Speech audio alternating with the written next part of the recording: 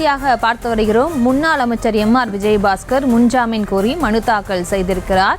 மதுரை உயர்நீதிமன்றத்தில் முன்ஜாமீன் கோரி முன்னாள் அமைச்சர் எம்.ஆர். விஜயபாஸ்கர் மனு தாக்கல் செய்திருக்கிறார். முன்னாள் அமைச்சர் எம்.ஆர். விஜயபாஸ்கர் முன்ஜாமீன் கோரி மனு தாக்கல் செய்திருக்கிறார். 100 கோடி ரூபாய் மதிப்புள்ள சொத்தை அபகரித்ததாக தொடரப்பட்ட வழக்கு தொடர்பாக முன்னாள் அமைச்சர் எம்.ஆர். விஜயபாஸ்கர் முன்ஜாமீன் கோரி மதுரை உயர்நீதிமன்றத்தில் மனு தாக்கல் செய்திருக்கிறார். அது தொடர்பான அண்மை செய்தியை பார்த்து வருகிறோம். இது தொடர்பான மேலும் விவரங்களுடன் இணைகிறார் எமது செய்தியாளர் நாகேந்திரன். நாகேந்திரன், வணக்கம். மேலும் விவரம்.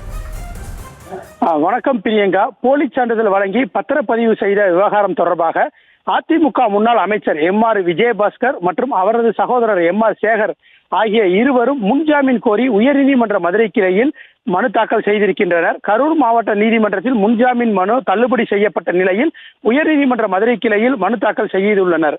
விரைவில் இந்த மனு விசாரணைக்கு வர உள்ளது. கரூரில் போலி சான்றிதழ் வழங்கி பத்திரப்பதிவு செய்ததாக கரூர் நகர காவல்துறையினர் மேல கரூர் பொறுப்பு சார் பதிவாளர் அளித்த புகாரின் பேரில் 7 பேர் மீது 8 பிரிவின் கீழ் கடந்த ஜூன் மாதம் வழக்கு பதிவு செய்யப்பட்டது. இந்த வழக்கில் தனது பெயரும் சேர்க்கப்படலாம் என்பதால் முன்னாள் அமைச்சர் எம்.ஆர். விஜயபாஸ்கர் கரூர் மாவட்ட முதன்மை அமர்வு நீதிமன்றத்தில் முன்ஜாமீன் கேட்டு கடந்த ஜூன் மாதம் 12ஆம் தேதி மனு தாக்கல் செய்தார். அந்த முன்ஜாமீன் மனு தள்ளுபடி செய்யப்பட்டது. இதற்கிடையில் கடந்த மாதம் 14ஆம் தேதி இவ்வழக்கில் சிபிசிஐடிக்கு மாற்றப்பட்டது.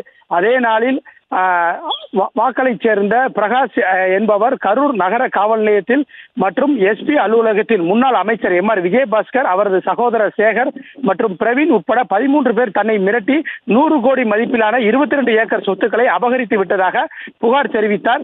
இந்த புகார் வாக்கல் காவல் நிலையத்திற்கு மாற்றப்பட்டு கடந்த மாதம் 22ஆம் தேதி 13 பேர் மீது வழக்கு பதிவு செய்யப்பட்டது.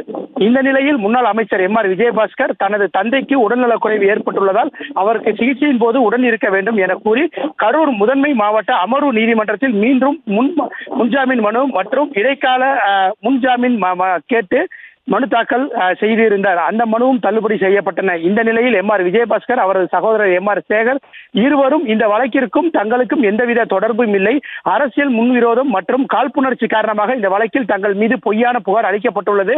வயதான காலத்தில் அறுவை சிகிச்சையும் செய்ய இயலாத சூழ்நிலையில் மருத்துவமனையில் இறுதி நாட்களை எண்ணிக்கொண்டிருக்கும் எங்களது தந்தையுடன் உடன் இருக்க வேண்டிய அவசியம் இருப்பதால் தங்களுக்கு முன்ஜாமீன் வழங்க உத்தரவிட வேண்டும் என உயர்நீதிமன்ற மதுரை கிளையில் மனு தாக்கல் செய்துள்ளனர். இந்த வழக்கு விரைவில் விசாரணைக்கு வர உள்ளது. பிரியங்கா, செய்திகளை உடனுக்குடனும் துல்லியமாகவும் தெரிந்து கொள்ள சப்ஸ்கிரைப் பண்ணுங்க.